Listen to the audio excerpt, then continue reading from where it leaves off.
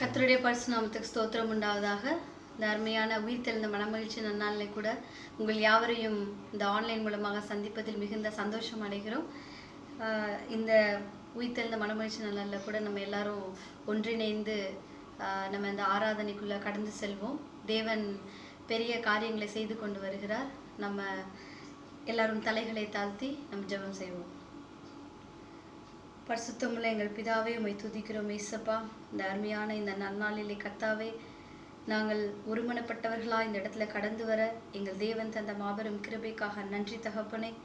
என் தேவனே, நீர் ஒரு நாளும் பெரிய அதிசயங்களை அற்புதங்களை செய்து கொண்டு வருகிறதுக்காக நன்றி ஏசப்பா. என் தேவனே ஸ்தோத்திரம். இந்த சூழ்நிலையும் கூட தேவனே ஏசப்பா, நீங்கள் ஆசீர்வதித்து நீங்கள் ஒரு நாளும் எங்களை நீர் வழிநடத்தி வருகிறீர். உமக்கு நன்றி தகப்பனே. இந்த ஆராதனையை நீங்கள் ஆசீர்வதிங்க. பாடல் பகுதிகளையும் என் தேவன் பிரசங்க பகுதியில் நீங்கள் ஆசீர்வதித்து தாங்க ஏசப்பா. எங்களோடு கூட இருங்க. என் தேவனை துவக்கும் முதல் முடிவு வரை எங்களோடு கூட இருந்து வழிநடத்துங்க ஏசப்பா. ஆறுதலான வார்த்தைகளை நீங்கள் எங்களுக்கு தாங்க. இயேசு கிறிஸ்து ஜெபிக்கிறோம் எங்கள் ஜீவன் நல்ல பிதாவே, ஆமேன். எல்லாரும் கரங்களை தட்டி நம்ம ஒரு பாடலை பாட போகிறோம். கர்த்தர் தேவன் என்னிலே வாசம் செய்யும் நாள் இது, அக்கினியின் மதிலாக அரவணைத்து நிற்கின்றார். இந்த இக்கட்டான சூழ்நிலையிலும் கூட கர்த்தர் நம்மளோடு கூட இருந்து நம்மளுக்கு அரவணைப்பாக இருக்கிறார். அதன்படியாக இந்த பாடலை நம்ம எல்லா கரங்களை தட்டி நம்ம பாடுவோம்.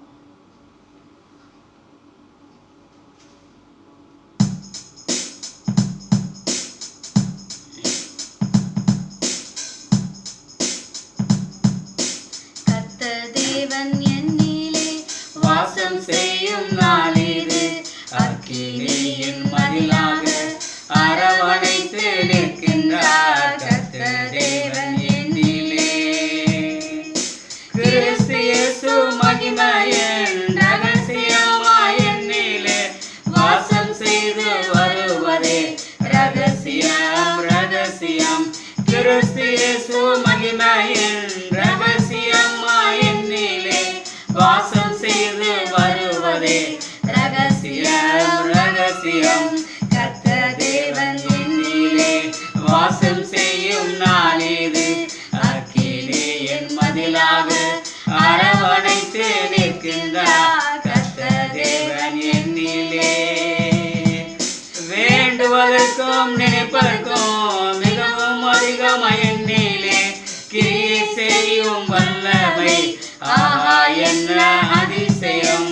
வேண்டுவதற்கும் நினைப்பதற்கும் மிகவும் அதிகமாய் என்னிலே கிரியை செய்யும் வல்லமை, ஆஹா என்ன அதிசயம். கர்த்தர் தேவன் என்னிலே வாசம் செய்யும் நாள் இது, அக்கினியின் மதிலாக அரவணைத்து நிற்கின்றார். கர்த்தர் தேவன் என்னிலே எந்த தேவன் கண்ணானால் கண்ணின் மணியாய் நான் இருப்பேன். என்னை தொடுவோன் அவரது கண்ணின் மணியை தொடுவானாம். எந்த தேவன் கண்ணானால் கண்ணின் மணியாய் நான் இருப்பேன். என்னை தொடுவோன் அவரது கண்ணின் மணியை தொடுவானாம். கர்த்தர் தேவன் என்னிலே வாசம் செய்யும் நாள் இது, அக்கினியின் மதிலாக அரவணைத்து நிற்கின்றார். கர்த்தர் தேவன் என்னிலே பராக்கிரமும் அவரே, நான் பட்டயம் அவர் கையில் நான் ஆவேன். என்னை வெல்லாய் நான் எதிரியை வெல்லுவார். பராக்கிரமும் அவரே, நான் பட்டயம் அவர் கையில் நான் ஆவேன். என்னை வெல்லாய் நான் எதிரியை வெல்லுவார். கர்த்தர் தேவன் என்னிலே வாசம் செய்யும் நாள் இது, அக்கினியின் மதிலாக அரவணைத்து நிற்கின்றார். கர்த்தர் தேவன் என்னிலே எந்த ராஜா வருகின்றார். அவரின் மந்தை ரட்சிக்க அவரின் நேச கொடிகளின் கிரீடத்தில் நான் பதிந்துள்ளேன். எந்த ராஜா வருகின்றார். அவரின் மந்தை ரட்சிக்க அவரின் நேச கொடிகளின் கிரீடத்தில் நான் பதிந்துள்ளேன். கர்த்தர் தேவன் என்னிலே வாசம் செய்யும் நாள் இது, அக்கினியின் மதிலாக அரவணைத்து நிற்கின்றார். கர்த்தர் தேவன் என்னிலே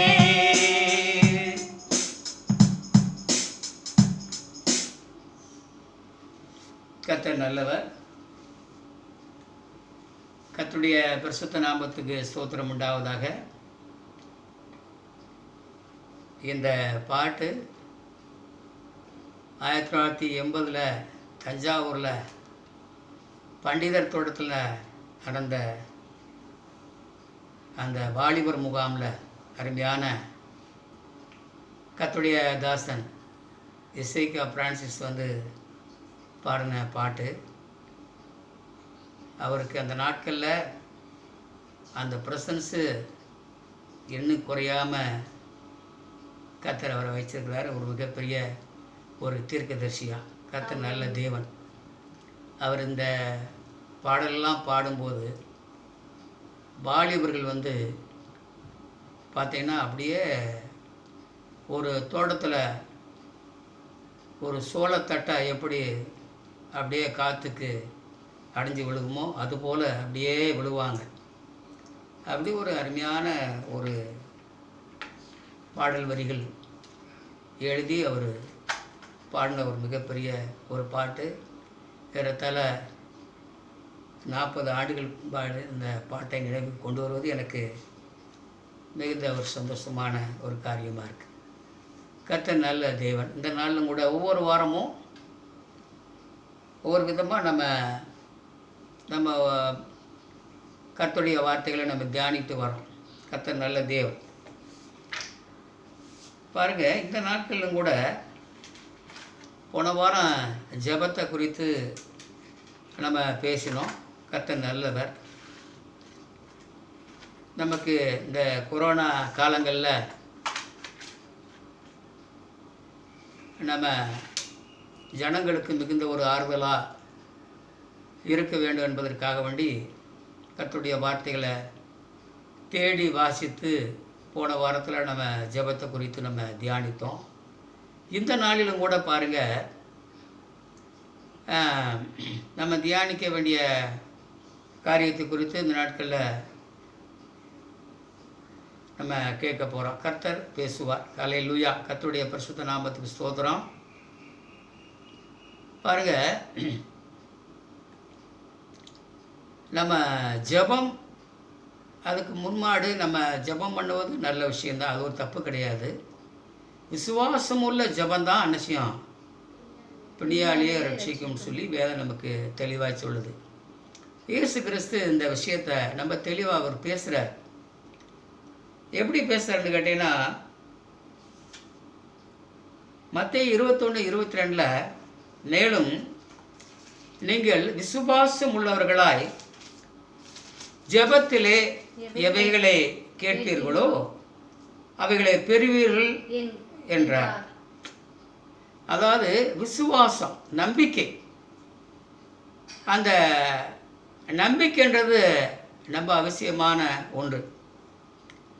அந்த காலங்களில் பாருங்கள், யூதர்கள் மத்தியில் அவங்க நியாயப்பிரமாணத்தை சொல்லுவாங்க. ஆனால் அதன்படி என்ன செய்ய மாட்டாங்க, நடக்க மாட்டாங்க. ஆனால் பாருங்கள், இயேசு கிறிஸ்து வந்த அந்த நாட்களில் அவர் சொல்லுவார், சொன்னபடி என்ன செய்வார், அப்படியே நடைமுறைக்கு கொண்டு வருவார். அதான் அவருடைய மிகப்பெரிய ஒரு காரியம். அதனால தான் நீங்கள் விசுவாசம் உள்ளவர்களாய் ஜெபத்திலே எவைகளை கேட்பீர்களோ அவைகளையால் நாம் பெறுவீர்கள் என்று சொன்னார். ஆமாம், பார்த்தீங்கன்னா இப்போ ஃபஸ்ட்டு ஜெபிக்கிறதுக்கு முன்னாடி ஒரு ஆழமான ஒரு நம்பிக்கை நம்ம தேவை. பாருங்கள், கர்த்தர் சொன்னார், அதை செய்தார். அவர் சொன்னார், சொன்னபடி செய்தார். ஆனால் உலக மனிதர்கள் சொல்லுவாங்க, என்ன செய்ய மாட்டாங்க, அவங்க செயல்பாட்டுக்கு வர முடியாது. காரணம் என்ன கேட்டிங்கன்னா, உலகத்தில் ஒரு சில கட்டுப்பாடுகள் இருக்குது, ஒரு சில ஐக்கியம் இருக்குது, ஒரு சில கூட்டமைப்பு இருக்குது, எல்லாமே இருக்குது. அதனால் அதெல்லாம் ஆலோசனை பண்ணி தான் ஒரு முடிவுக்கு வர வேண்டுமே தவிர சுயமாக என்ன செய்ய முடியாது, செயல்படுத்த முடியாது. உதாரணத்துக்கு கூட நம்முடைய பாரத பிரதமர் போன எலெக்ஷனில் கூட ஒரு குடும்பத்திற்கு 15 லட்ச ரூபா நான் தருவேன்னு சொல்லி வாக்கு பண்ணார். பண மதிப்பிழப்பு நடவடிக்கை வந்து அவர் எடுத்தார். நல்ல விஷயந்தான், அவனு தப்புன்னு சொல்ல.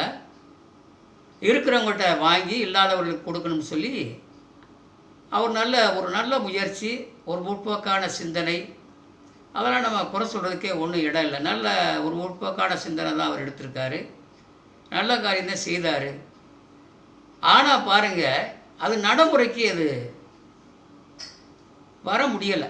காரணம் என்னன்னு கேட்டிங்கன்னா, அது அவராக எடுக்கிற ஒரு முடிவு கிடையாது.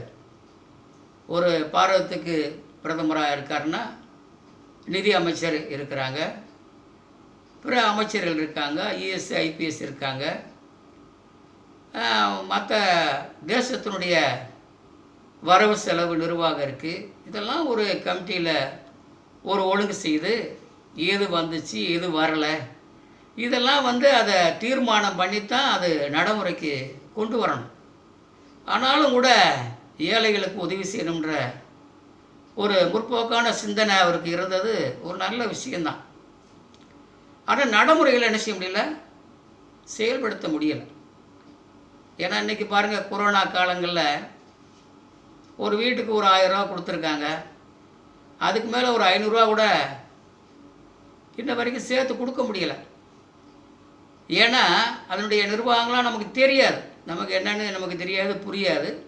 ஆனாலும் கூட சொன்னபடி எதையுமே என்ன செய்ய முடியல, செய்ய முடியல. ஏன்னா வந்து ஒருத்தராக எடுக்கிற ஒரு முடிவு கிடையாது. அதுக்கு நிறைய பேர் இருக்காங்க. அதெல்லாம் ஆலோசனை பண்ணி தான் ஒரு முடிவு என்ன செய்ய முடியும், எடுக்க முடியும். அப்படிப்பட்ட ஒரு நிலைப்பாடு. ஆனால் ஆண்டவராகிய இயேசு கிறிஸ்துக்கு யாரும் வந்து முடிவெடுக்க வேண்டிய அவசியமே கிடையாது. அவர் சொன்னபடி என்ன செய்வார், அவர் செய்வார். அது யாரும் என்ன செய்யலை, அது கேட்கலை. இங்கே ஒரு நிமிஷம் வாப்பா, ஒரு அந்த லைட்டு வந்து பக்கத்தில் அப்படி இப்படி அடிச்சுக்கிட்டு இந்த லைட்டை போட்டு விடு. சரி விடு. கர்த்தர் நல்ல தேவன். பாருங்கள், இதில் ஒரு விஷயம் என்னென்னு கேட்டீங்கன்னா, ஆண்டவராகிய இயேசு கிறிஸ்துவுக்கு ஒரு மிகப்பெரிய ஒரு கூட்டமைப்பு தேவையே இல்லை. காரணம் என்னென்னு கேட்டிங்கன்னா, அவர் வந்து ஜனங்களுக்கு உதவி செய்யணும்னு சொல்லி ஒரு தீர்மானம் பண்ணிட்டாருன்னா அவர் பண்ணதான். அவருக்கு வந்து யாரும் ஆலோசனை செய்ய வேண்டிய அவசியம் இல்லை. பிதா, குமாரன், பரிசுத்த ஆவியானவர் மூவரும் சேர்ந்து எடுக்கிற முடிவு தான் அது, ஒரே முடிவு. இவர் கிறிஸ்து என்ன முடிவு எடுக்கிறாரோ அதே முடிவு தான் பிதா எடுப்பார். பிதா எடுக்கிற முடிவு எதுவோ பரிசுத்த ஆவியானவர் எடுப்பார். அப்போ 3 பேரும் ஒரே மாதிரி தான் அவங்க செயல்படுவாங்களே ஒழிய வேறு மாதிரி செயல்பட மாட்டாங்க.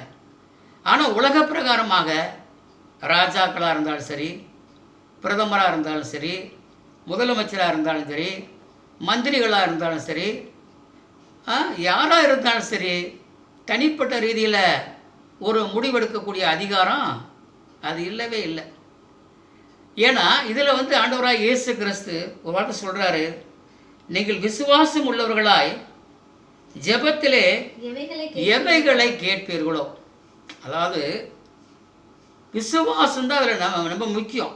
நம்பிக்கைன்றது மனிதன் மேலே வைக்கிற நம்பிக்கையை காட்டிலும் கடவுள் மேலே வைக்கிற நம்பிக்கை ரொம்ப அதிகமாக இருக்கணும். அதாவது ஜெபம் பண்ணும்போது ஜெபத்துக்கு முதலுரிமை எல்லாம் கொடுக்குறாங்க. எல்லா இடங்கள்லையும் வந்து முழங்கால் யுத்த ஜெபம், காத்திருப்பு ஜெபம், முழுஇரவு ஜெபம், அதிகாலை ஜெபம், அப்படி பல ஜெபங்கள்லாம் வைக்கிறாங்க. நல்ல விஷயந்தான். ஆனால் விசுவாசம் இல்லாமல் ஒரு ஜெபம் பண்ணுவோமேனால் அதில் எந்த ஒரு பலன் நமக்கு கிடைக்க போகிறதே இல்லை. அதனால தான் அவர் தெளிவாக அதை சொல்கிறாரு, விசுவாசம் உள்ளவர்களாய் ஜெபத்திலே எவைகளை கேட்பீர்களோ அவைகளை பெற்றுக்கொள்ளும் என்று விசுவாசிகள். ஆமாம், அதை வந்து அதை தெளிவாக சொல்கிறாரு. ஃபஸ்ட்டு வந்து விசுவாசம், நம்பிக்கைன்றது வந்த பிற்பாடு தான் மற்ற வேண்டுதலே நமக்கு தேவை. இன்றைக்கி வந்து ஜெபத்தை முன்னாடி வச்சு விசுவாசத்தை பின்னாடி வச்சிடுறாங்க. ஜெபத்தை முன்னாடி வச்சுட்டு முன்னுக்க வச்சுட்டு விசுவாசத்தை பின்னாடி வச்சிடுறாங்க. அப்படி பின்னாடி வைப்போமையானால் நம்ம வேண்டிக் கொள்ளக்கூடிய காரியத்தை நம்ம பெற்றுக்கொள்ளவே முடியாது. அப்போ இதில் பாருங்க, அதே அதிகாரத்திலே வந்து இயேசுநாதர் சொல்கிறாரு, இயேசுநாதர் இருந்த காலங்களில் யோவான் ஸ்நானன் இருந்தான்.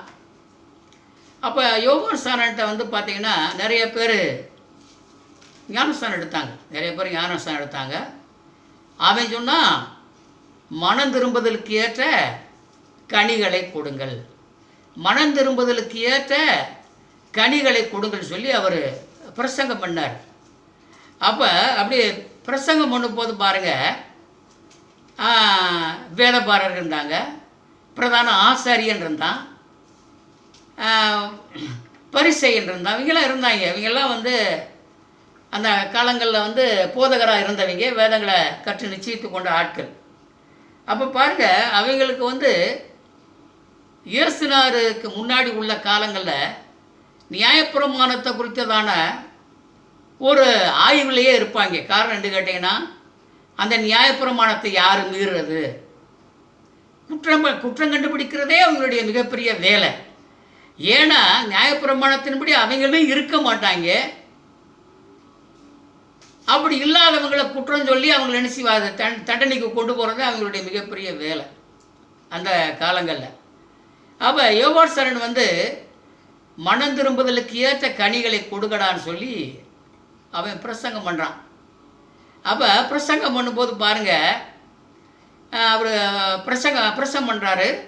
அப்போ அந்த நாட்களில் பாருங்கள், எல்லாரும் மனதில் குத்தப்பட்டு, அப்போ அரையும் குறையுமாக வேதத்தை தெரிஞ்சவங்களாம் என்ன செய்கிறாங்க, நிறைய வாக்குவாதம் பண்ணுறாங்க. என்னடா அவன் ஸ்ட்ரெயிட்டாக வந்து நம்மகிட்ட கேள்வியை கேட்குறானே, நேரடியாக அவன் பேசுகிறானே, இது நமக்கெல்லாம் நம்ம காயப்படுவேன்னு சொல்லிட்டு அந்த நியாயப்பிரமாணத்தை கை கொள்ள முடியாதவங்க என்ன பண்ணுறாங்க, இவரை குற்றம் கண்டுபிடிக்கிறதுலே அவங்க இருக்கிறாங்க அந்த காலகட்டத்தில். அப்படி இருக்கும்போது பாருங்கள், அப்போ இயேசுநாதர் ஒரு காரியத்தை சொல்கிறாரு. அதுலேயே 31, 32 நினைக்கிறேன், 30 கூட வாசிமா, அதில் 21 மற்ற 21 எடுத்து வைக்கவே இல்லையா? முதல்ல 21, 31 வாசி. இளையவனிடத்திலும் அவன் வந்து அப்படியே சொன்னான். இருக்கு அந்த அதுக்கடுத்து ரெண்டு வேறொரு ஊமையை கேளுங்கள். கேளுங்கள் என்ற வேறொரு ஊமையை கேளுங்கள். அடுத்து கீழே கனிகாலம் சமீபித்த போது அதன் கனிகளை வாங்கி கொண்டிருக்கிறபடியால் ஆகையால் தேவனுடைய ராஜ்யம் உங்களிடத்தில் நீக்கப்பட்டதுவா. இயேசு அவர்களை நோக்கி, பைபிளை கொடுப்பா, நானே எடுக்கிறேன். அதில் கூட ஏன் பைபிள் இல்லையா?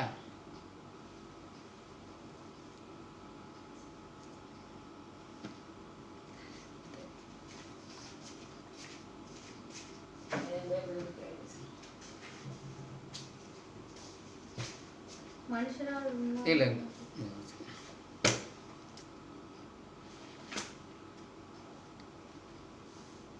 இதில் பாருங்க,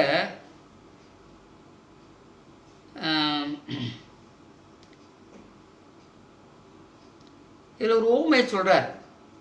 அதில் ஒரு ஊமையை என்ன சொல்கிறாரு,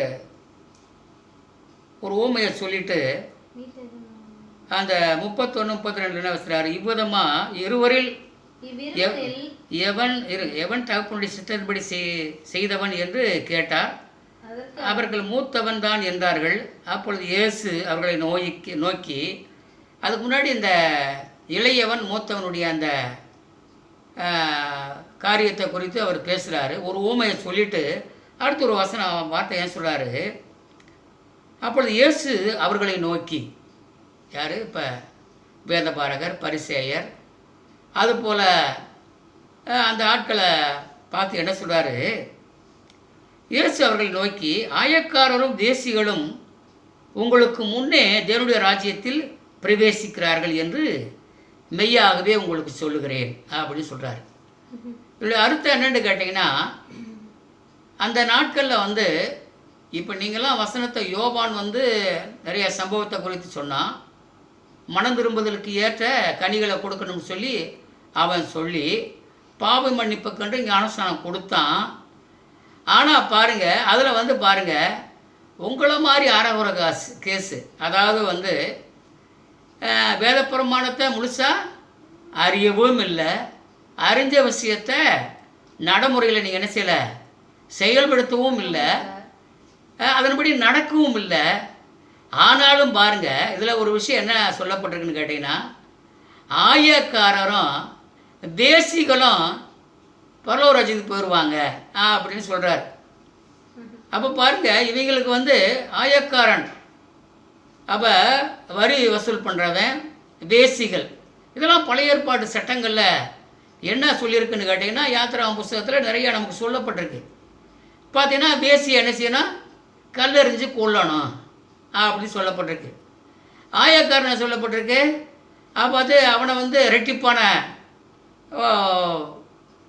ஒன்று வாங்கினானா 2ஆக கொடுக்கணும்னு சொல்லி சொல்லப்பட்டிருக்கு. இதெல்லாம் வந்து சொல்லப்பட்டிருக்கு. ஆனாலும் வந்து இயேசு கிறிஸ்து என்ன சொல்கிறாரு, கிறுக்கு பைகளே, பழைய ஏற்பாட்டில் கூட சொல்லப்பட்டிருக்கடா, ஆனாலும் கூட அதையெல்லாம் தாண்டி தேசிகளும் ஆயக்காரரும் எங்கே போடுறாங்களாம், ஆயக்காரரும் வேசிகளை உங்களுக்கு முன்னே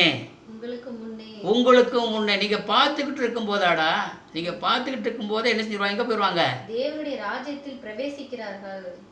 உங்களுக்கு முன்னாடியே நீங்கள் பார்த்துக்கிட்டு இருக்கும்போது தேவனுடைய ராஜ்யத்தில் அவங்க பிரவேசிக்கிறார்கள். இங்கேயும் அந்த பரலோக சந்தோஷத்தை இந்த பூமியிலையும் என்ன செய்கிறாங்க, அனுபவிக்கிறாங்க.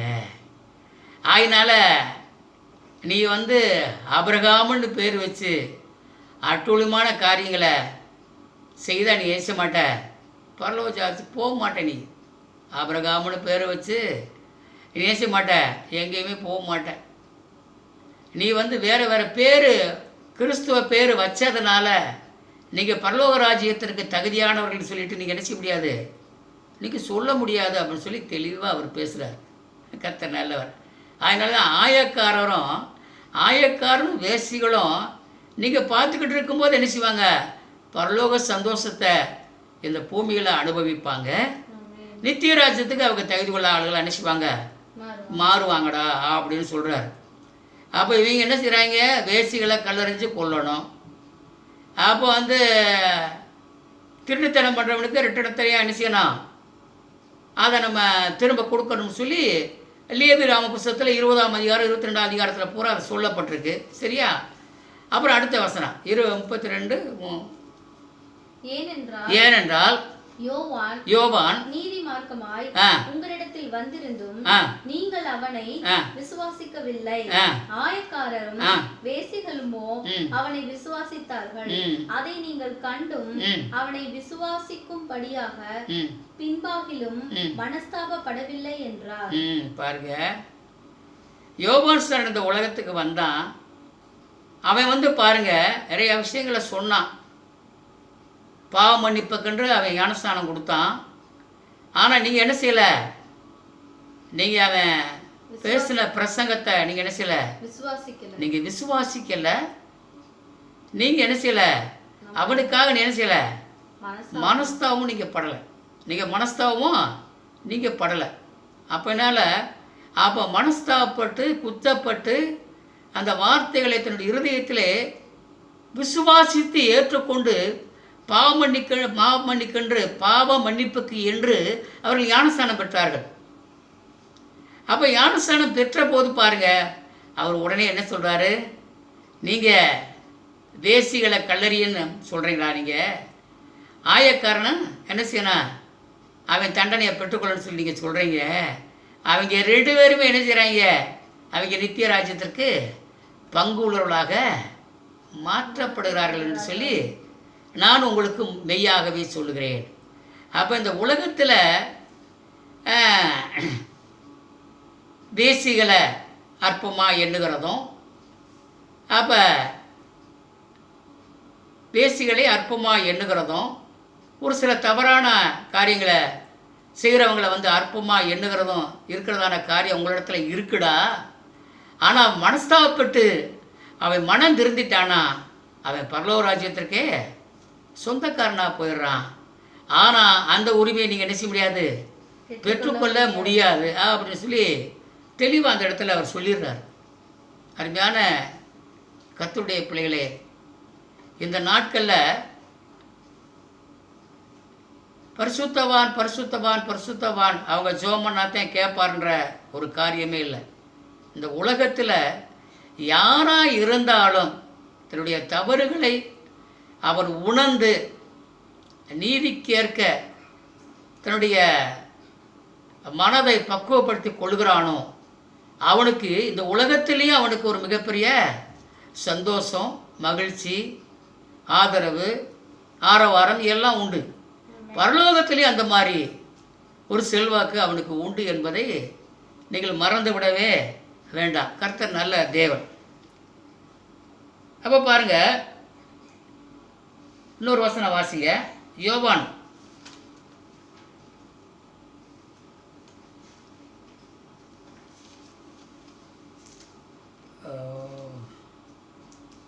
சரி, லூக்கா 3:12-13 வாசிங்க.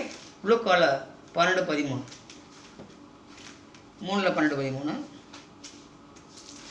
சரி, நானே கூட வாசிக்கிறேன். ஆயக்காரரும் ஞானஸ்நானம் பெற வந்து அவனை நோக்கி, போதகரே, நீங்கள் என்ன செய்ய வேண்டும் என்று கேட்டார்கள். நாங்கள் என்ன செய்ய வேண்டும் என்று கேட்டார்கள். அதற்கு அவன், உங்களுக்கு கட்டளையிட்டிருக்கிறதற்கு அதிகமாய் ஒன்றும் வாங்காதிருங்கள் என்றான். சரி, அதாவது அந்த 3:12-13 ஆயக்காரரும் ஞானஸ்நானம் பெற வந்து அவனை நோக்கி, போதகரே, நாங்கள் என்ன செய்ய வேண்டும் என்று கேட்டார்கள். பார்த்தீங்கன்னா அதில் ஒரு சம்பவம் சொல்லப்பட்டிருக்கு இந்த லூக்கால சுவிசேஷத்தில். பாருங்கள், இந்த மறுபடியும் அதை நான் வாசிக்கிறேன். ஆயக்காரரும் ஞானஸ்நானம் பெற வந்து அவனை நோக்கி, போதகரே, நாங்கள் என்ன செய்ய வேண்டும் என்று கேட்டார்கள். அதாவது அவன் மன திரும்பத்துக்கு ஏற்ற கனிகளை கொடுங்கன்னு சொல்லி அவரை பிரசங்கம் பண்ணுறான். அப்போ எல்லாருமே கேட்குறாங்க இந்த வார்த்தையை. ஆயக்காரரும் கேட்குறாங்க, வேசிகளும் கேட்குறாங்க, பொதுமக்களும் கேட்குறாங்க, தீர்க்கதரிசி அதாவது உங்களுக்கு வேதபாரகரும் கேட்குறாங்க, பரிசேயரும் கேட்குறாங்க, ஆசாரியனும் கேட்குறான். ஆனால் எல்லாம் கேட்கும்போது இதில் மனஸ்தாப்பட்டு குத்தப்படுகிறது யாருன்னு கேட்டிங்கன்னா, தன்னுடைய தவறுகளை உணர்ந்து யார் கேட்குறது, உணர்ந்தவர்கள் தான் கேட்குறாங்க. நாங்கள் என்னையா செய்யணும் சொல்லியா, நாங்கள் என்னதான் செய்யணும், நீங்கள் சொல்லுங்கள், நாங்கள் பண்ணுறோம்.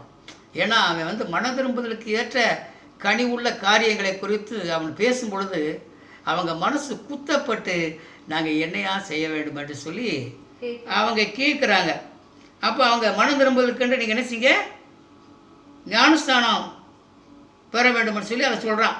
ஆயக்காரன் ஞானஸ்தானம் பெற வந்து அவனை நோக்கி, போதகரே, நாங்கள் என்ன செய்ய வேண்டும் என்று கேட்டார்கள். அதற்கு அவன், உங்களுக்கு கட்டளையிட்டு அதிகமாய் ஒன்றும் வாங்காதிருங்கள் என்றான். அப்போ பாருங்க, இப்போ ஆயக்கார்ட்ட பார்த்தீங்கன்னா அந்த சம்பவத்தில் கரெக்டாக அந்த நேரத்தில் அவங்க தன்னுடைய தவறுகளை உணர்ந்து அவன் கேட்கும்போது ஆயக்கார்ட்ட, எப்பா கவர்மெண்ட்டில் ஒரு அமௌண்ட்டு சொல்லியிருப்பாங்க, அந்த அமௌண்ட்டுக்கு மேலே நீ என்ன செய்யாத, நீ வாங்காத. இப்போ பத்திர ஆஃபீஸில் பார்த்தீங்கன்னா ஒரு ஃபிக்ஸட் ரேட்டு வச்சுருப்பாங்க. Survey number 110. இந்த சர்வே நம்பர் 110க்கு இந்த ஊராட்சியில், இந்த நகராட்சியில், இந்த வார்டில் இருக்கிற அந்த இடத்துக்கு இதுக்கு பத்திரப்பதிவு இவ்வளோதான் ஒரு கணக்கு இருக்கும். ஆனால் என்ன செய்ய மாட்டாங்க, அது மட்டும் வாங்க மாட்டாங்க. பார்த்தீங்கன்னா அவங்க இவ்வளோதான் ஒரு 2000 ரூபா ஆகுதுன்னு சொன்னால் ஏறத்தாழ ஒரு 25,000-30,000 வாங்கிடுவாங்க. அதை வாங்கி ஆளுக்கு பகிர்ந்துக்கிடுவாங்க. பார்த்தீங்கன்னா அந்த மாதிரி வேலையெல்லாம் இருக்குது. ஒரு பட்டா வாங்க நம்ம போனோம்னா பட்டா செலவே இல்லை, எழுதி கொடுத்தாச்சுன்னா சர்வேர் வச்சு அளந்து அது பட்டா கொடுக்கணும், ரெவன்யூ டிபார்ட்மெண்ட்டுடைய வேலை. ஆனால் பாருங்கள், அளக்கிற சர்வேருக்கு காசு கொடுக்கணும். அவன் காசு கொடுக்காட்டினா வரவே மாட்டான். ஆனால் கவர்மெண்ட்டில் அவனுக்கு பணம் கொடுக்குது. ஆனால் என்ன செய்வான் அந்த சர்வேரு, அவன் கவர்மெண்ட்லேயும் சம்பளம் வாங்கிக்கிருவான், நம்மகிட்டையும் சம்பளம் வாங்கிக்கிருவான். இல்லாட்டி என்ன செய்வான், இந்த இடம் வந்து இந்த உங்கள் இடத்துல வந்து இன்னொரு நம்பர் வந்து ஏறி இருக்குது, அதனால் வந்து அது யாருன்னு பார்க்கணும், அப்படி ஏதாச்சும் உள்ட்டா விடுவேன். பாவம் கொஞ்சம் விஷயம் தெரிஞ்ச ஆளுகளாக இருந்தால், சர்வேர் அந்த மாதிரி வேலையெல்லாம் என்கிட்ட இல்லை, வேற ஆள் இருக்காங்க, அவங்கள்ட்ட நீங்கள் பேசுங்க, உங்களுக்கு என்ன வேணும்ன்றது மட்டும் கேளுங்க, நான் உங்களுக்கு தரேன் அப்படின்வாங்க. விஷயம் தெரிஞ்சவங்க. விஷயம் தெரியாத ஆளாக இருந்தால் அவன் கேட்குறதுக்கெலாம் வந்து ஆமாச்சாமி போட்டுட்டு அவங்க அண்டா குண்டாவெல்லாம் அடை வச்சு காசை கொடுப்பாங்க. அதையும் வாங்கி தின்னுட்டு அவன் வீட்டுக்கு பத்தலைன்னு சொல்லிட்டு மறுபடியும் என்ன செய்வான், நான் ஒரு நம்பர் தான் ஏறிக்குன்னு நினச்சேன், 2 நம்பர் ஏறி இருக்கு அப்படின்வான். இதெல்லாம் சேர்த்து கடைசியில் சர்வ் பண்ணி தாலுகா ஆஃபீஸுக்கு போயாச்சுன்னா அங்கே பதியறதுக்கு என்ன செய்ய மாட்டாங்க, பதிய மாட்டாங்க. உடனே யார் சர்வீர் பண்ணது, இந்த இடம் வந்து இந்த இடத்துக்கு இல்லையே, இப்படி எதாவது ஏட்டிக்க முடியாது சொல்லி என்ன செய்வாங்க, இந்த மாதிரி கேவலமான வேலையெல்லாம் இங்கே நிறைய பண்ணுவாங்க. இப்போ இந்த உலகத்தில் நடந்துக்கிட்டே இருக்குது. ஒரு சாதி சரி விட்டு போய் ஒரு ஏழ்மையானையை போய் சும்மா வாங்க முடியாது. அப்படியா என்னையை கொடுத்த, போன மாதம் கொடுத்தேன் சார், போன மாதம் கொடுத்தியா, போன மாதம் கொடுத்தெல்லாம் போயிடுச்சே, உன் பேர் அப்படியே இல்லையே அப்படின்னு சொல்லுவாங்க. ஒரு 100 ரூபாயை தூக்கி அப்படியே கொடுத்தாச்சுன்னா, நல்லா தேடி பார்ப்பா அப்படின்னு சொல்லுவாங்க. அப்புறம் தேடி பார்த்து கொண்டு வந்து கொடுப்பாங்க. இப்படிப்பட்ட ஒரு கேடுகட்ட உலகத்தில் தான் நம்ம வாழ்கிறோம். எங்கேயுமே உண்மை கிடையாது. அதனால் உண்மை இல்லாத உலகத்தில் வாழுகிறதுனால இயேசு கிறிஸ்து அந்த காலத்தில் ஆயக்காரனை பார்த்து சொன்னார், நீ என்ன செய்யாத, அரசாங்கத்தில் ஃபிக்ஸட் பண்ணியிருக்கு தவிர நீ எதையும் வாங்காதரா. அவன் பாவத்தை வந்து உணர்ந்து வரும்போது அவர் சொல்கிறார், இது இந்த மாதிரி நீ பண்ணாத, இந்த மாதிரி வந்து அரசாங்கத்தில் கவர்மெண்ட்டில் என்ன ஃபிக்ஸட் பண்ணியிருக்கிறாங்களோ அதை மட்டும் நீ என்ன செய்ய, நீ வாங்க, அதுக்கு மேலே வாங்காதப்பா அப்படின்னு சொல்லி கர்த்தர் வந்து சொல்கிறார். இப்போயாச்சும் கம்ப்யூட்டர் திராசு வந்துருச்சு. அந்த காலங்களெல்லாம் கம்ப்யூட்டர் திராசு கிடையாது.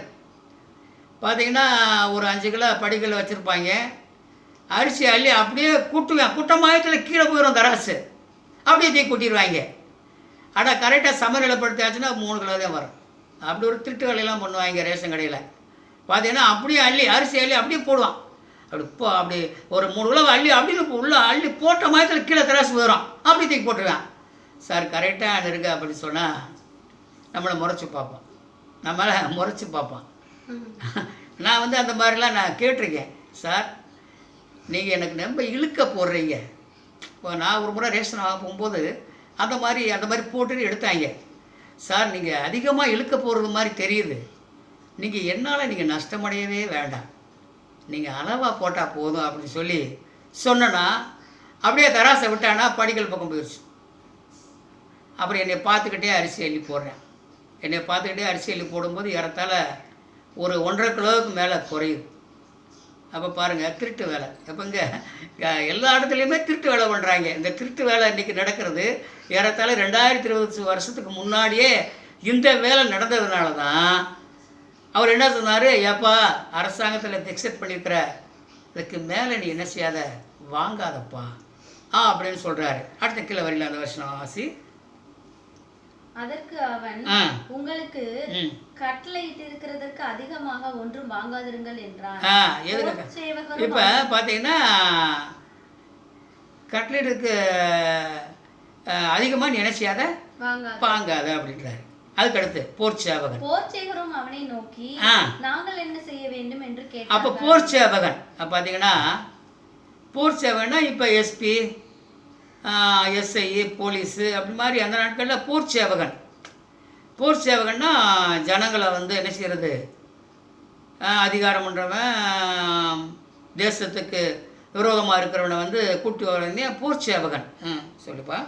போர்ச்சேவகரும் அவனை நோக்கி நாங்கள் என்ன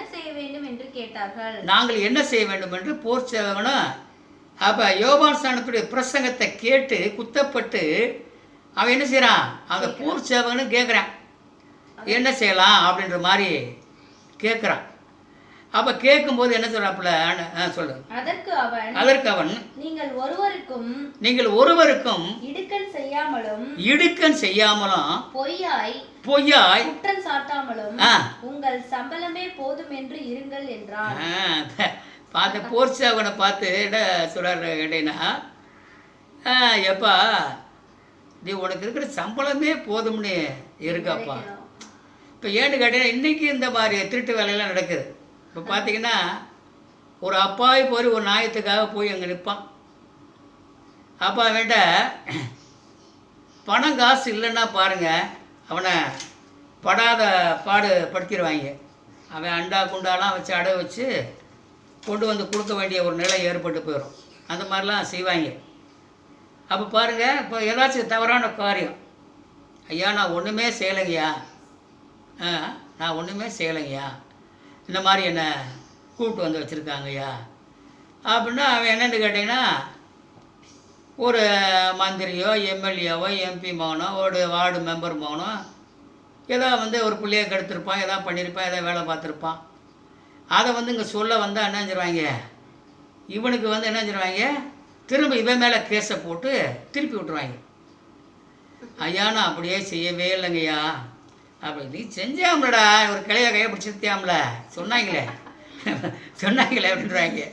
அப்போ பார்த்தீங்கன்னா நியாயம் வந்து என்ன செய்யலை, ஈடுபடல. 2020 வருஷத்துக்கு முன்னாடி இந்த வேலை நடந்திருக்கு. அப்போ வந்து கர்த்தர் சொல்கிறாரு அந்த நாட்களில், அப்போ அந்த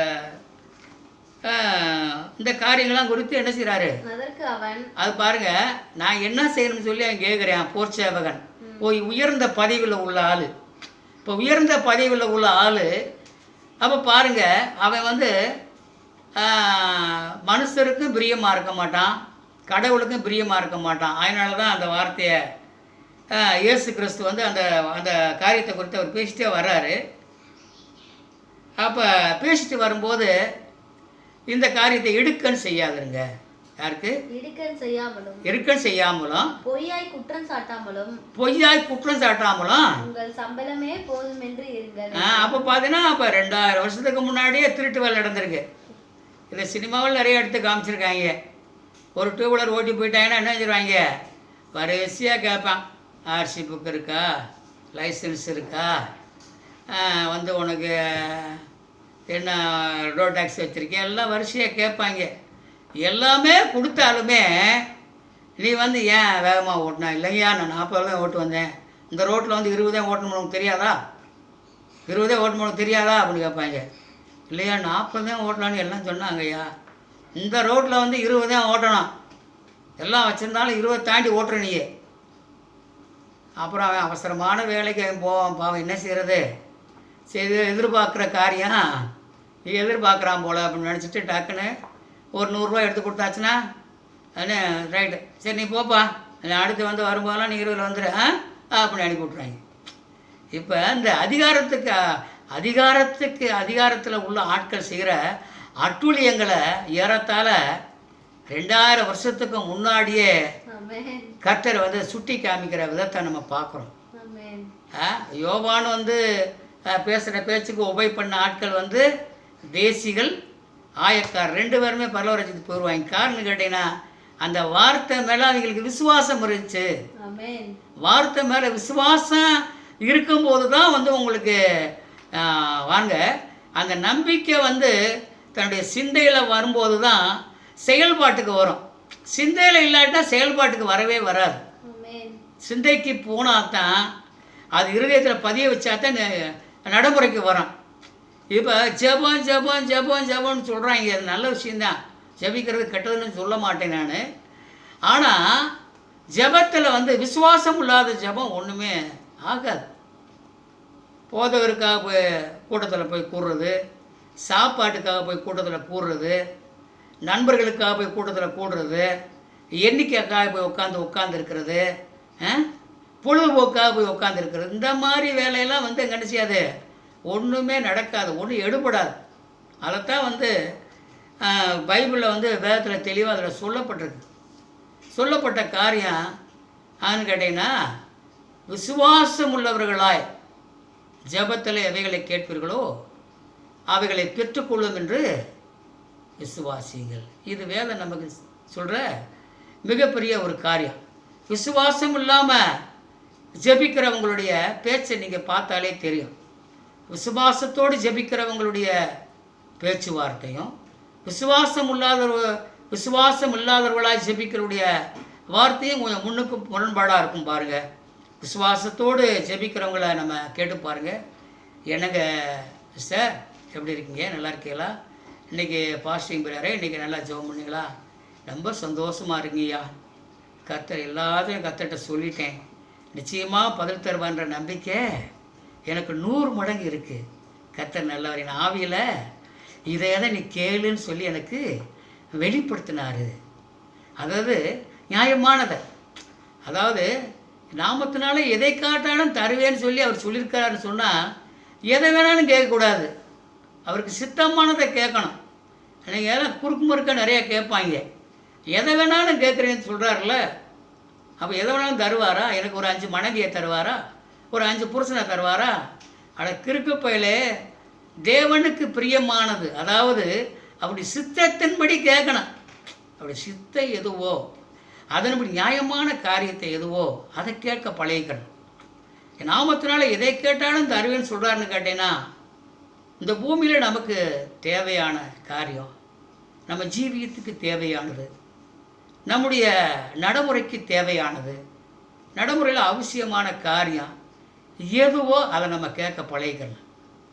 இப்போ உட்காந்து இடத்துல இருந்துக்கிட்டே எனக்கு ஏரோப்ளானை கொண்டு வா, என் வீட்டு முன்னாடி வந்து நிற்கலாம் அப்படின்னு சொல்லி நம்ம கேட்க முடியுமா? அப்படி கேட்கக்கூடாது. அதெல்லாம் ஒரு சரியான ஒரு ஜெபம் கிடையாது. ஜெபம்ன்றது வந்து அவருடைய சித்தத்தின்படி கேட்கணும். நம்முடைய வேண்டுதல் வந்து அவருக்கு பிரியமாக இருக்கணும். எல்லாத்தையும் போட்டு நம்ம கேட்க முடியாது. 1 பேதுரு 3ஆம் அதிகாரத்தில் கூட ஒரு வசனம் இருக்குது. 1 பேதுரு ஓட்டக்கடை எடுக்கு, கர்த்தர் நல்லவர் எடுக்கிறேன். இது அதாவது ஒரு வசனம் இல்லை, அதாவது 1 யோவான் 5ஆம் அதிகாரம் 1 யோவான் 5ஆம் அதிகாரம் 14-15. நாம் எதையாகிலும் அவருடைய சித்தத்தின்படி கேட்டால் அவர் நமக்கு செவி கொடுக்கிறார் என்பதே அவரை பற்றி நாம் கொண்டிருக்கிற ஒரு தைரியம். அதாவது பார்த்தீங்கன்னா அவரை பற்றி நிறையா தெரிஞ்சிருக்கோம்னு அர்த்தம். பார்த்தீங்கன்னா அவரை பற்றி சரியாக தெரிஞ்சிருந்தாத்தான் தைரியம் அப்படின்னு சொன்னால், தெரிஞ்சிருந்தாத்தான் அது கட்டாயம் கிடைக்கும்னு சொல்லி புரிந்து கொள்ளுது. அதாவது நாம் எதையாகிலும் இப்படி சித்தத்தின்படி கேட்டால் அவர் நமக்கு என்பதே அவரை பற்றி நாம் கொண்டிருக்கோம் தைரியம். இப்போ நம்முடைய தகப்பனார் வெளியூருக்கு போயிருக்காரு, பிள்ளை ஏற்கனவே ஒரு பட்ஜெட் போட்டிருப்பாங்க. அதில் வந்து என்ன செய்வாங்க, எனக்கு இந்தந்த ட்ரெஸ் எனக்கு வாங்கிட்டு வாங்கப்பா, அப்படி கிடைக்காவிட்டாலும் கூட எனக்கு இந்த கலரில் வாங்கிட்டு வாங்க, சரி அதுவே கிடைக்காட்டியும் கூட அந்த திங்ஸை வாங்கிட்டு வாங்க அப்படின்னு சொல்லி அவங்க ஆப்ஷன் வச்சு விடுவாங்க. ஆனால் வந்து ஒரு நல்ல தகப்பனுக்கு பாருங்கள், அந்த 3மே தன்னுடைய சிந்தையில் இருக்கும். தன்னுடைய பிள்ளை வந்து 3 ஆப்ஷன் வச்சுருக்கு. நமக்கு முதன்மையாக ஒரு ட்ரெஸ்ஸை சொல்லியிருக்கு, 2வது ஒரு ட்ரெஸ்ஸை சொல்லியிருக்கு, 3வது ஒரு திங்ஸை சொல்லியிருக்கு. இப்போ எது நமக்கு முடியுமோ அதை பிள்ளைக்கு கட்டாயம் வாங்கிட்டு போகணுன்றதான ஒரு சிந்தை அவருக்குள்ள ஆழமாக இருக்கும். அப்போ இருக்கிறதுனால அவர் அந்த மைண்டு அவருக்கு உலக பிரகாரமாக இருக்கும். அந்த பிள்ளையும் ரொம்ப கான்ஃபிடெண்ட்டாக இருக்கும். நிச்சயமாக வந்து மூளை ஏதாச்சும் அப்பா நம்ம கட்டாயம் வாங்கிட்டு வருவார், அவர் இந்த இடத்துக்கு போயிருக்காரு, அவர் கிடைக்கக்கூடியது கட்டாயம் கிடைக்கும், தந்து தான் ஆகணும் அப்படின்ற மாதிரி ஒரு கான்ஃபிடென்ட்டு பிள்ளைகளுக்கு, அந்த கான்ஃபிடென்ட் அதிகமாக இருக்கிறதுனால அந்த எதிர்பார்ப்புக்கு ஏற்றபடி தன்னுடைய தகப்பனும் வந்து கட்டாயம் வாங்கிட்டு வந்துடுவான். அந்த எதிர்பார்ப்பும் பிள்ளைகளுக்கு கிடச்சிடும். அப்போ 3 ஆப்ஷனில் எப்பயுமே தகப்பன் வந்து பிள்ளைகளுக்கு முதன்மையானது எதுவோ அதை வாங்கி கொடுக்கணும்னு தான் நினைப்பான். அப்போ உலக பிரகாரமான மனுஷனே அப்படி நினைக்கும் பொழுது, வானத்தையும் பூமி உண்டாக்கின தேவனாகிய கர்த்தர் நாம் எதையாக நம்மளுடைய சித்தத்தின்படி கேட்டால், சித்தம் அறிந்து கேட்டால், அவருடைய சித்தம் அறிந்து கேட்டால், சித்தத்தின்படி கேட்டால் அவர் நமக்கு செவி கொடுக்கிறார் என்பதே அவரை பற்றி நாம் கொண்டிருக்கும் தைரியம். அடுத்த வசனம், நாம் எதை கேட்டாலும் அவர் நமக்கு செவி கொடுக்கிறார். நாம் எதை கேட்டாலும் அவர் நமக்கு செவி கொடுக்கிறார் என்று நாம் அறிந்திருந்தோம். எதை கேட்டாலும் நமக்கு தருவார்ன்றதான ஒரு கான்ஃபிடென்ட், அதுதான் விசுவாசம், அந்த நம்பிக்கை. எதை கேட்டாலும் தருவான்ற ஒரு நாம் அறிந்திருந்தோமானால் அவரிடத்தில் நாம் கேட்டவைகளை பெற்றுக்கொண்டோம் என்றும் அறிந்திருக்கிறோம். பார்த்தீங்கன்னா எதை கேட்டாலும் நம்ம எதை கேட்டாலும் செவி கொடுக்கிறார் என்று நாம் அறிந்திருந்தோமானால். இப்போ பாருங்க, என் பேத்தியை சும்மா வாக்கிங் போது கூட்டிகிட்டு போவேன். அப்போ வாக்கிங் போகும்போது பாருங்கள், ஒரு 100 ரூபா 50 ரூபா எடுத்து வச்சுட்டு தான் போவேன். ஏன் அப்படி வச்சு போவேன்னு கேட்டிங்கன்னா, அப்படி இல்லாட்டா கூட கூட்டிகிட்டு போக மாட்டேன். ஏன் அப்படின்னு கேட்டிங்கன்னா, அது எதை வேணாலும் கேட்கும். இப்போ நாங்கள் வந்து அதுக்கு அந்த 100 ரூபாய்க்கு உள்ள தகுந்த மாதிரி உள்ள கடை பக்கம் தான் நான் போவேன். ஏன்னா அதை தாண்டின உள்ள கடை பக்கம் நான் போக மாட்டேன். ஏன் காரணம்னு கேட்டிங்கன்னா, அதை தாண்டின பொருள்கள் இருக்கிற கடையை போச்சுன்னா பணம் கொடுக்க முடியாது. அதனால் என் பேத்திக்கு அது ரொம்ப தெளிவாக தெரியும். அவள் கரெக்டாக ஃபாலோ பண்ணுவாள். சரிங்க தாத்தா, இங்கே வந்துட்டீங்க, மன்ச்சு 2 வாங்கி கொடுத்துருங்க அப்படின்னு சொல்லுவாள். சரி, கரெக்டாக 2 வாங்கி கொடுத்துருவேன். அப்புறம் கொஞ்சம் தூரம் வாக்கிங் போயிட்டு வரும்போது ஒரு 5 ரூபா கேக் இருக்குது, அதை ஒன்று வாங்கி கொடுப்பேன். இப்போ இது எதுக்குன்னு கேட்டீங்கன்னா, உலக பிரகாரமான நம்மளே கூட நம்முடைய பேத்தி வந்து நிச்சயமாக நம்ம கூட வருவாளையானா அவள் இதெல்லாம் கேட்பான்றதான ஒரு கான்ஃபிடென்ட் நமக்கு வெளிப்படுது. நமக்கே தெரிஞ்சு அதுக்கு தகுந்தவாறு ஒரு அமௌண்ட்டை எடுத்து கையில் வச்சுட்டு நம்ம போகிறோம். ஆனால் பார்த்தீங்கன்னா ஏறத்தாழ நம்ம கொண்டு போன ரூபா 100 ரூபானா ஒரு 50 ரூபாய்க்கு தான் செலவழி. அவள் தான் மைண்டில் வந்து என்ன யோசித்தாலோ சிந்தித்தாலோ அது வந்து அதை காட்டிலும் குறைவாகத்தான் இருக்கும். அதுபோல் இப்போ நம்ம எண்ணிக்கொண்டிருக்கிற காரியம் அதில் என்ன விஷயம்னு கேட்டிங்கன்னா, நாம் எதை கேட்டாலும் அவர் நமக்கு செவி கொடுக்கிறார் என்று நாம் அறிந்திருந்தோமானால் அவரிடத்தில் நாம் கேட்டவைகளை பெற்றுக்கொண்டோம் என்றும் அறிந்திருக்கிறோம். இப்போ பார்த்தீங்கன்னா நம்ம கேட்கறது தர்றாருன்னு சொல்லிட்டு ஒரு கான்ஃபிடென்ட் நமக்குள்ளே வந்துச்சுனாலே நம்ம வாங்கிட்டோம்னு அர்த்தம். இதுதான் விசுவாசம். புரியுதா உங்களுக்கு? இப்போ விசுவாசம்ன்றது வந்து ஃபஸ்ட்டு விசுவாசம், 2வது ஜெபம். அப்போ நம்ம விசுவாசம் வந்து மேலோங்கி நிற்கும்போது நம்ம இளைப்பாறுதலுக்குள்ளே பிரவேசிக்கிறோம். அல்லேலூயா. இப்போ வந்து இதுக்காக நம்ம கண்ணீர் விட்டு கதற வேண்டிய அவசியம் இல்லை. ரொம்ப கண்ணீர் விட்டு கதறி கீழே விழுந்து உருண்டு மண்டையில் அடித்து கீழே தரையில் முற்ற வேண்டியது அவசியமே இல்லை. இப்போ நம்ம அப்பாட்ட பிள்ளையெல்லாம் அப்படியா செய்யுதுங்க.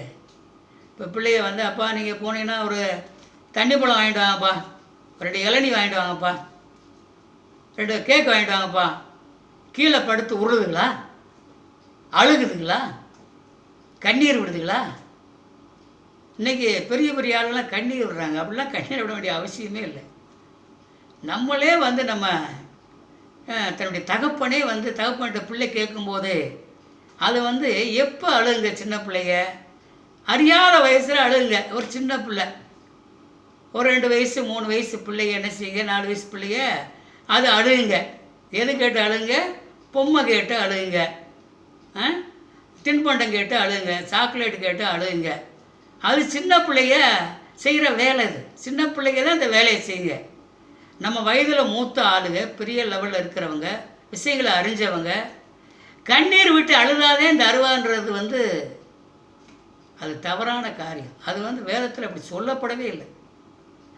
கேளுங்கள் அப்பொழுது உங்களுக்கு கொடுக்கப்படும், தேடுங்கள் அப்பொழுது கண்டறிவீர்கள்.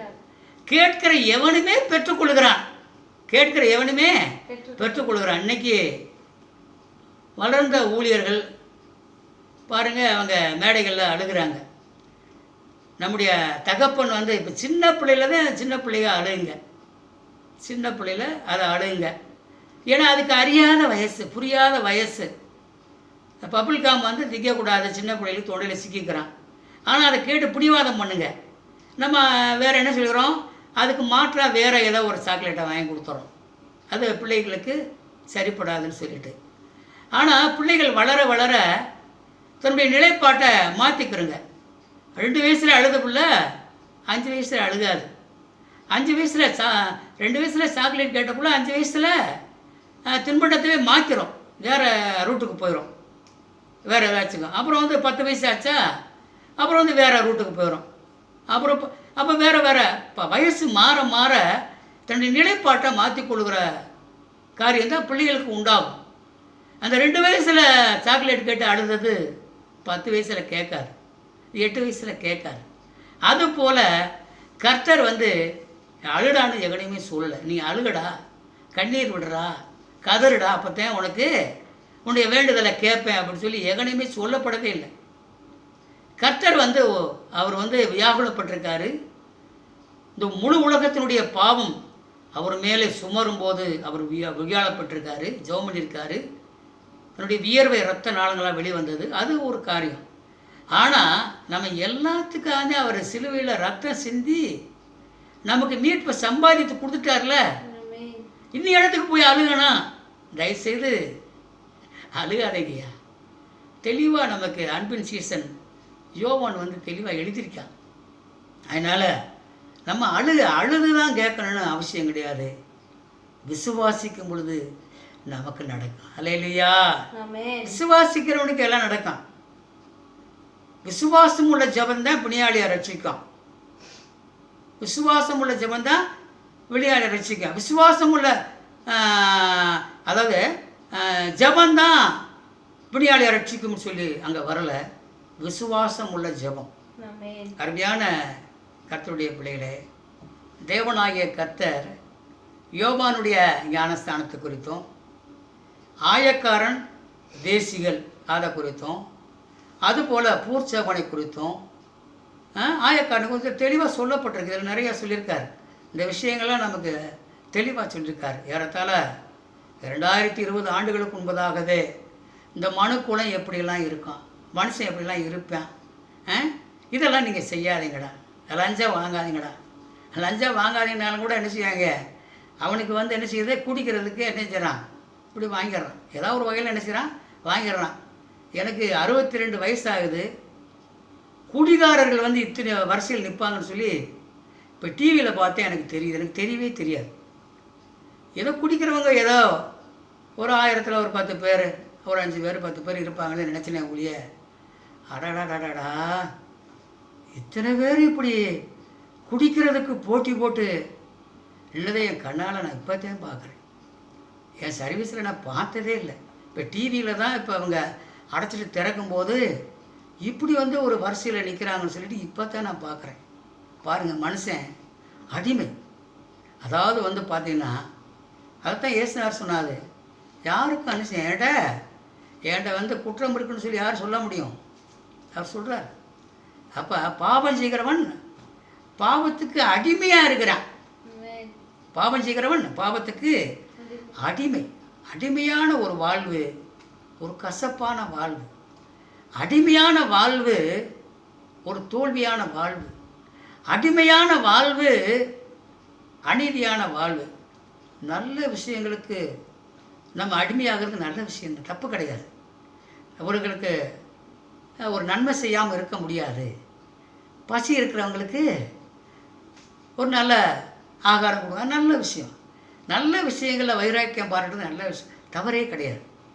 கெட்ட விஷயங்களில் வைராக்கியம் பாராட்டும் போது பாருங்கள், அவன் அழிவுக்கு தான் அவன் போயிடுறான். அதனால் இந்த உலகத்திலேயே அவனுக்கு அங்கீகாரம் கிடையாது, அங்கே உன்னதத்துலேயும் அவனுக்கு அங்கீகாரம் கிடையாது. எதுக்குமே வந்து நமக்கு எல்லாமே தேவைதான். தேவைன்னா அதை வந்து அது எப்படி அதை அனுபவிக்கணும்னு சொல்லி கற்றுக்கொள்ள வேண்டும். கற்றுக்கொள்கிற விஷயங்களில் தான் இருக்குது. ஒரு இல்லற வாழ்க்கையில் கூட ஒரு சரியான புரிதல் இல்லைன்னா என்ன செய்ய முடியாது, நம்ம வாழ முடியாது. புரிதல் நம்ம தேவை. அப்போ வந்து பாருங்கள், ஒருவருக்கொருவர் புரிந்து கொள்ளக்கூடிய ஒரு விஷயம் நம்ம தேவை. இப்போ ஆண்களுடைய சரீரம் வேறு, பெண்களுடைய சரீரம் வேறு. 2 பேர் உடல் ரீதியாக வந்து 2 பேருக்கு 2 விதமான உடல் ரீதி இருக்குது உங்களுக்கு.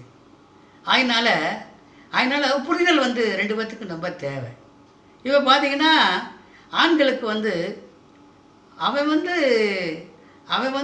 வந்து எல்லா சுமையும் வந்து அவன் சம்பாதிக்கிற விஷயங்கள் இருப்பானே ஒழிய சரீர விஷயத்தில் வந்து அவனுக்கு பெண்கள் வந்து பலகீனமானவர்கள். பெண்கள் வந்து பலகீன பாண்டம் சொல்லி பைபிளில் சொல்லியிருக்கு. ஏன்னா இவனுக்கு இருக்கிற ஒரு ஹெல்த்தி வந்து பெண்களுக்கு இருக்காது. சரீர அளவுக்கு அவங்க வந்து ரொம்ப பலகீனமானவர்கள். பிள்ளைய பெறுறாங்க, பிள்ளைக்கு பால் கொடுக்குறாங்க, சாப்பாடு கொடுக்குறாங்க, ஆயை அள்ளி போடுறாங்க, துணிகளை துவைக்கிறாங்க, நேரங்காலம் பார்க்காம பாதுகாக்கிறாங்க. இதெல்லாம் ஆம்பளை கிடையாது. அவனுக்கு புரிதல் நம்ம தேவை.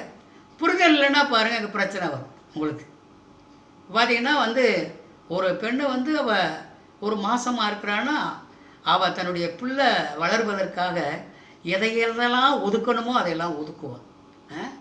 எதையெல்லாம் சாப்பிடக்கூடாதோ அதெல்லாம் சாப்பிடாமல் இருப்பாள். அந்த பிரசவிக்கிற காலம் வரைக்கும் அவள் வந்து அவ்வளோ ஒரு கட்டுப்பாடாக இருந்து பிள்ளைய அதிக வேதனையோடையே பிள்ளை பெறான். வேதனையோடையே பிள்ளை பெற்றது மாற்றதும் இல்லை. பிள்ளை எப்பப்பெல்லாம் அழுகுதோ அப்போல்லாம் எழுந்து அந்த பிள்ளைய நேசிக்கிறது, அன்பு காட்டுறது, அரவணைக்கிறது, பசியை அமர்த்துறது, ஆய்ப்போனால் கழுவுறது, எத்தனை வேலை. இதெல்லாம் புரிந்து கொள்ளக்கூடிய ஒரு பக்குவம் ஆம்பளைக்கு இல்லைன்னா அங்கே குடும்பத்தில் என்ன இருக்காது, ஒரு சந்தோஷமே இருக்காது. அங்கே ஒரு ஒரு உணர்தல் வந்து இருக்காது. பகலை இரவாக்கிறாங்க, இரவை பகலாக்கிறாங்க. இப்போ எனக்கு கூட ஒரு பேத்தி பிறந்திருக்கு. ஒரு நாளைக்கு 3 தடவை சாப்பிட்ணும். என் மகன் எப்போ சாப்பிடுது, ஒரு நாளைக்கு ஒரே நேரம் சாப்பிடும். அவள் தூங்கவே மாட்டேங்கிறான். தூங்குறது இல்லை. நைட்டு பூரா முழிச்சிருந்து காலையில் 8 மணி 9 மணிக்கு தான் தூங்குறான். அப்படியே என் மக காலையில் வந்து ஒரு ஹார்லிக்ஸு ஒரு போஸ்ட்டு ஆற்றிட்டு போய் கொடுத்தோம்னா அதை கூட குடிக்காமல் அப்படியே டேபிளில் வச்சிருது. ஏறத்தாழ சரி சாப்பாடெலாம் ஆக்கி வச்சுட்டு மதியம் பிள்ளைக்கு எதாவது கொடுக்கலான்னு சொல்லி போனால் மதியம் எந்திரிக்க மாட்டேங்குது. சரி ஒரு 3 மணிக்கு கொடுக்க போகலான்னு பார்த்தா 3 மணிக்கு எந்திரிக்க மாட்டேங்குது. ஒரு 4 மணிக்கு எந்திரிச்சா கொடுக்கலாம், 4 மணிக்கு எந்திரிக்க மாட்டேங்குது. ஏறத்தாழ காலையிலையும் பட்டினி, மத்தியானமும் பட்டினி. ஏறத்தாழ 7 மணிக்கு பசிக்குது பாட்டு வருது. பாருங்கள், 7 மணிக்கு ஒரு பகல் நைட்டு இருந்து 7 மணிக்கு வந்து சாப்பிட்ட உடனே போயிடும். இப்போ பாருங்கள், இப்படி உலகத்தில் இருக்கிற எல்லா பெண்களுக்கும் ஏதாவது ஒரு வகையில் மூத்திரங்களுக்கு. ஒரு சில பெண்கள் வந்து காட்டில் வேலை செய்யும்போதே பிள்ளையை பெற்றுடுறாங்க, அது அவங்களுடைய உடல் ரீதி. பிள்ளைய 2 நாள் விட்டு வேலைக்கு போயிடுறாங்க, அது அவங்களுடைய உடல் ரீதி. இப்போ பார்த்தீங்கன்னா ஒவ்வொருத்தருக்கும் ஒவ்வொரு விதமான உடல் ரீதி இருக்குது உங்களுக்கு. இப்போ என் மகளுக்கு இப்படி இருக்குன்னு சொன்னால் ஒரு சிலருக்கு வந்து என்ன செய்யுது, நல்ல உடம்புக்காரங்க என்ன செய்கிறாங்க, கிராமத்துலலாம் பகலில் வேலை செஞ்சு வந்துடுறாங்க, சாயங்காலம் பிள்ளையை பெற்றுறாங்க, நகர்ச்சி வேலைக்கு போகிறாங்க. அவங்க பிள்ளை பெறுவதும் தெரிய மாட்டேங்குது, வேலைக்கு போகிறதும் தெரிய மாட்டேங்குது. அவங்களுடைய உடல் வாக அப்படி இருக்குது, அவங்க வளர்ந்த விதம் அப்படியா இருக்குது. ஆனால் ஒவ்வொரு குடும்பத்திலும் ஒவ்வொரு மாதிரி ஒரு பிள்ளைங்க வளர்ந்துருக்கும், இருந்திருக்குங்க. இது மாதிரி தான் அந்த காட்டுக்கு வேலைக்கு போயிட்டு சாயங்காலம் பிள்ளைய போய்ட்டு 2 நாள் கழித்து வேலைக்கு போகிறா பாரு, அவன் வந்து என்ன செய்யக்கூடாது, நான் இந்த மாதிரிலாம் இருந்தேனே, நீ எப்படி இப்படி இருக்க அப்படி சொல்லக்கூடாது. ஏன்னா அவங்களுடைய நிலைப்பாடு அப்படி, இவங்களுடைய நிலைப்பாடு அப்படி, அந்த மாதிரி தான் இருக்கணும்னு சொல்லி நம்ம நினைக்கக்கூடாது. அதனால தான் இயேசுநாதர் நிறைய இடங்களில் சொல்கிறாரு, யூதர்களை பார்த்து சொல்கிறாரு, உன்னுடைய கருத்தை திணிக்க பார்க்காதரா, திணிக்க பார்க்காத, அவங்க நிலைகளை உணர்ந்து பாரு, நிலைப்பாடுகளை உணர்ந்து பாரு. நீ வந்து நியாயப்பிரமாணத்தை சொல்கிறபடி நடக்க மாட்டேங்கிற, நீ சொல்கிறபடி என்ன செய்ய மாட்டேங்கிற, நீ நடக்க மாட்டேங்கிற, நீ திணிக்க பார்க்குற. அவங்களுடைய நிலைப்பாடு என்ன, அவங்களுடைய கஷ்டங்கள் என்ன, அவங்களுடைய சுபாவங்கள் என்ன, அவங்க எந்த நிலையில் இருக்கிறாங்க, எதை பார்த்து எப்படி இருக்கணும். ஒரு புரிதல் இல்லாத ஒரு முட்டாளாக இருந்தால் அந்த யூதர்கள். அதனால தான் வந்து இயேசுநாதரே சொல்கிறாரு, விரியன் பாம்பு குட்டிகளே, யோவான் சொல்கிறான், விரியன் பாம்பு குட்டிகளே, புரிதல் இல்லாதவர்களே. அப்போ ஒருவருக்கொருவர் புரிந்து கொள்ளுதல் இல்லை அப்படின்னு சொன்னாலே அங்கே சமாதானமே இருக்காது. அப்போ புரிதல் இல்லாதவர்களை பார்த்து யோவான் சார் என்ன சொல்கிறான், விரியன் பாம்பு குட்டிகளே. அப்போ வஞ்சக எண்ணம் உள்ளவர்களே, பாம்புக்குள்ள விஷம் உள்ளவர்களேன்னு சொல்லப்பட்டிருக்கு. அருமையான கர்த்தருடைய பிள்ளைகளே, இந்த நாளிலும் கூட தேவனாகிய கர்த்தர் நம்முடைய விசுவாசத்தை கண்டு நமக்கு உதவி செய்கிற தேவன் நமது அருகாமையிலே இருக்கிறார். அருமையான கர்த்தருடைய பிள்ளைகளே, அந்த விசுவாசத்துக்குள்ளே கடந்து வாருங்கள். வேதம் நமக்கு தெளிவாய் சொல்லுகிறது, விசுவாசம் உள்ளவர்களாய் ஜெபத்திலே எதைகளை கேட்பீர்களோ அவைகளை பெற்றுக்கொள்வோம் என்று சொல்லி விசுவாசியுங்கள் அப்படி சொல்கிறார். அப்போ ரெண்டாவது சொல்கிறாரு, ஆயக்காரனும் வேசிகளும் பரலோக ராஜ்யத்தில் உனக்கு முன்னாடியே போயிடுவாங்கடா. இங்கேயும் இருக்காங்க, அங்கேயும் போயிடுவாங்க. ஏன் அதை சொல்கிறாரு? நீ வேசிகளை குறித்து நீ குறை சொல்லிக்கிட்டே திரிற, ஆயக்காரனை பற்றி நீ குறை சொல்லிக்கிட்டே திரிற. இவங்க ரெண்டு பேருமே நினச்சிட்டாங்க, யோவானுடைய வார்த்தையை கேட்டு ஞானஸ்நானம் எடுக்க வந்துட்டாங்க. வார்த்தையை விசுவாசிக்கிறாங்க. நீ வார்த்தையும் விசுவாசிக்க மாட்டேங்கிற, விசுவாசிக்கிறவங்கள விடவும் மாட்டேங்கிற, விசுவாசிக்கிறவங்கள விடவும் மாட்டேங்கிற, நீ விசுவாசிக்கவும் மாட்டேங்கிற. ஆகையினால உங்களுக்கு முன்னாடி அவங்களே போயிடுவாங்கடா. அவங்க கெட்டவங்க கிடையாது, பேசித்தனம் பண்ணுறவளும் கெட்டவ கிடையாது, ஆயக்காரனும் கெட்டவனும் கிடையாது. ஆனால் அவங்க தன்னுடைய தவறுகளை உணர்ந்து அவங்க வர்றான் பார்த்தியா, அவனுக்கு நித்திய ராஜ்யம் உண்டு அப்படின்னு சொல்கிறார். அதுக்கு கீழே சொல்லும்போது பார்த்தீங்கன்னா போர் சேவகன். அப்போ போர் சேவகன் போர் சேவகன் என்ன சொல்கிறாரு? ஏப்பா நீ என்ன செய்யாத, இடுக்கன் செய்யாத, யாருக்கும் அபாண்டமான ஒரு பழியை போட்டு அவனை தண்டனைக்கு உள்ளாக்காத. அன்னைக்குள்ள உலகம் இன்னைக்கு இருக்கிறது, இன்றைக்கி அந்த வேலைகள் நடந்துக்கிட்டே இருக்குது. தவறு செய்யாத ஒருத்தன் சிறைவாசம் அனுபவிச்சுக்கிட்டு இருப்பான், தவறு செஞ்சவன் வெளியே உலாவிக்கிட்டு இருப்பான், தவறு செஞ்சவன் வெளியே உலாவிக்கிட்டு இருப்பான். இன்றைக்கி உலகத்தில் அப்படி இருக்குது. அந்த மாதிரிலாம் இது நீதிபதிகளுக்கு நல்லா தெரியும், அவங்களுக்கு நல்லா தெரியும். ஏதோ சட்டத்தை தன்னுடைய காரியத்துக்கு கொண்டு போகிறதுனால கொண்டு போவாங்க. ஆனாலும் கூட அந்த போர் செவிட்டு சொல்கிறார், அப்போ இடுக்கன்னு செய்யாதப்பா, யாருக்கும் தப்பி தவிர கூட என்ன செய்யாத, நீ தவறு பண்ணாத அப்படின்னு சொல்லி அவர் தெளிவாக சொல்கிறார். அருமையான கர்த்தருடைய பிள்ளைகளே, நிறையா விஷயங்கள் இருக்குது. இன்றைக்கி நிறையா சம்பவங்கள் நிறைய வேதத்தில் அடுக்கடுக்காக நிறையா சொல்லப்பட்டிருக்கு. இந்த வேதங்களெல்லாம் அவர் நேசித்து வாசிக்கும் பொழுது தம்முடைய இருதயத்துக்கே மிகப்பெரிய ஒரு சந்தோஷம் உண்டாகும், ஒரு மிகப்பெரிய சந்தோஷம், மகிழ்ச்சி உண்டாகும். இன்னொரு வசனம் கூட வாசிங்களே, 1 பேதுரு 3ஆம் அதிகாரம் 12ஆம் வசனம். கர்த்தருடைய கண்கள் நீதிமான்கள் மேல் நோக்கமாயிருக்கிறது, நீதிமான்கள் மேலே நோக்கமாயிருக்கிறது. அவருடைய செவிகள் அவருடைய வேண்டுதலுக்கு கவனமாயிருக்கிறது. தீமை செய்கிறவர்களுக்கு கர்த்தருடைய முகம் விரோதமாயிருக்கிறது. தீமை செய்கிறவர்களுக்கு என்ன செய்யறது? கர்த்தருடைய முகம் விரோதமாயிருக்கு. கர்த்தருடைய கண்கள் நீதிமான்கள் மேலே அது நோக்கமாயிருக்கிறது. இவருடைய கூப்பிடுதலுக்கு அவருடைய செவி திறந்து இருக்கிறது. அருமையான கர்த்தருடைய பிள்ளைகளே, இந்த நாளிலும் கூட நீங்கள் கர்த்தருடைய வார்த்தைகளை, பிரமாணங்களை எந்த அளவுக்கு விசுவாசிக்கிறீர்களோ அந்த விசுவாசத்தினுடைய அளவுகோலை கண்டு உங்களுடைய குற்றங்களை, குறைகளை, விளைகிடங்களை எல்லாம் மன்னித்து மறந்து தேவன் உங்களுக்கு உங்களுடைய வேண்டுதல்களை கேட்பதற்கு அப்படியே செவி திறந்திருக்கிறது. அவருடைய கண்கள் பூமியின் மேலே உங்கள் மேலே உலாவி கொண்டு இருக்கிறது. அருமையான கர்த்தருடைய பிள்ளைகளே, இந்த நாளிலும் கூட கர்த்தர் சொன்னதை சொல்லுவார், சொல்வதை செய்வார். இது தேவனுடைய கட்டளை. உலகம் சொல்லும் செய்யாது, கர்த்தர் சொல்லுவார், அவர் செயல்படுத்துவார். அதில் நீங்கள் விசுவாசமாயிருங்கள். கர்த்தர் உங்கள் வாழ்க்கையில் பெரிய காரியங்களை செய்வாராக. ஜெபம். பரிசுத்தமுள்ள நல்ல ஆண்டவரே, நன்றியோடு நாங்கள் துதிக்கிறோம், ஸ்தோத்தரிக்கிறோம். ஆண்டவரே, இந்த மட்டுமா அருமையான பிள்ளைகளுக்கு விசுவாசத்தை குறித்து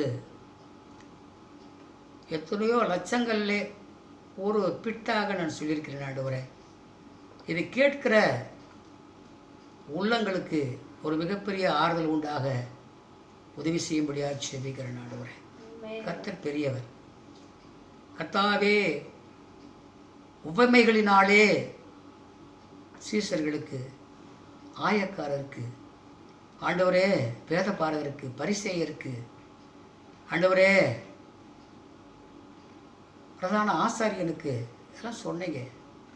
ஆனால் ஏற்றுக்கொண்டவர்கள் உடைய ராஜ்யத்திற்கு பங்குள்ளாய் மாறினார்கள் என்று சொல்லி வேதம் திட்டமாய் சொல்லுகிற இந்த நாட்களே ஜனங்களுக்கு சொல்லும்படியாக இந்த நாளை, இந்த நேரத்தை வெளிப்படுத்தினபடினாலே நன்றியோடு துதிக்கிற ஆண்டவரே. கர்த்தர் நல்ல தேவன். அவருடைய சித்தத்தின்படி கேட்கும் பொழுது அவர் செவி கொடுக்கிறார் என்பதே அது நிச்சயம் என்பதை இந்த நாட்களே பார்க்கிறோம் ஆண்டவரே. கர்த்தர் நல்லவன். இந்த நாளை நேரத்தை ஆசீர்வதிங்க. ஆன்லைனில் கேட்கொண்டிருக்கிற அத்தனை பிள்ளைகளுக்கு ஆண்டவரே தன்னுடைய சிந்தையிலே ஒரு மிகப்பெரிய சமாதானம் உண்டாகட்டும். கொரோனா உலகம் முழுவதிலும் போராடி கொண்டிருக்கிறதான வேளையிலும் கூட முந்தைய நாட்களைப் போல அல்லாதபடிக்கு இந்த நாட்களிலே அது குறைவாய் கணக்கிடப்படுகிறது சொல்லி நாங்கள் பார்க்கிறோம். அநேகர் சுகமடைந்து வீடுகளுக்கு போகிறதை நாங்கள் பார்க்கிறோம். அது முழுவதுமாய் நீங்கி போக நீங்கள் உதவி செய்யும்படியாய் பூமியிலே உடைய கண்களை ஆண்டவரே காண வைக்க முடியாது செபிக்கிறேன். உடைய கரத்தை நீட்டுங்க. உடைய வார்த்தையை பூமிக்கு அனுப்புங்க. ஜெபிக்கிற விசுவாசத்தோடு ஜெபிக்கிற பிள்ளைகளுடைய ஜெபத்தை கேட்டு பதில் கொடுக்கும்படியாக பிதா குமாரன் பரிசுத்த ஆவி நாமத்தினாலே உங்களை வாழ்த்தி ஆசீர்வதிக்கிறேன். வல்ல மீட்பர் இயேசு கிறிஸ்து மூலம் ஜெபிக்கிறாங்க நல்ல பிதாவே, ஆமென். என் ஆத்துமாவே கர்த்தரை ஸ்தோத்திரி, பரிசுத்த நாமத்தை ஸ்தோத்திரி. என் ஆத்துமாவே கர்த்தரை ஸ்தோத்திரி, சகல உபகாரங்களையும் ஆமென். கர்த்தராகிய இயேசு கிறிஸ்துவினுடைய கிருபையும் பிதாவாகிய என்னுடைய அன்பும் பரிசுத்த ஆவியானுடைய அந்யோன்ய ஐக்கியமும் இன்றும் என்றும் சதா காலங்களிலும் இதை கேட்டுக்கொண்டிருக்கிற யாவர் மேலும் இருப்பதாக. ஆமென். ஆமென். God bless.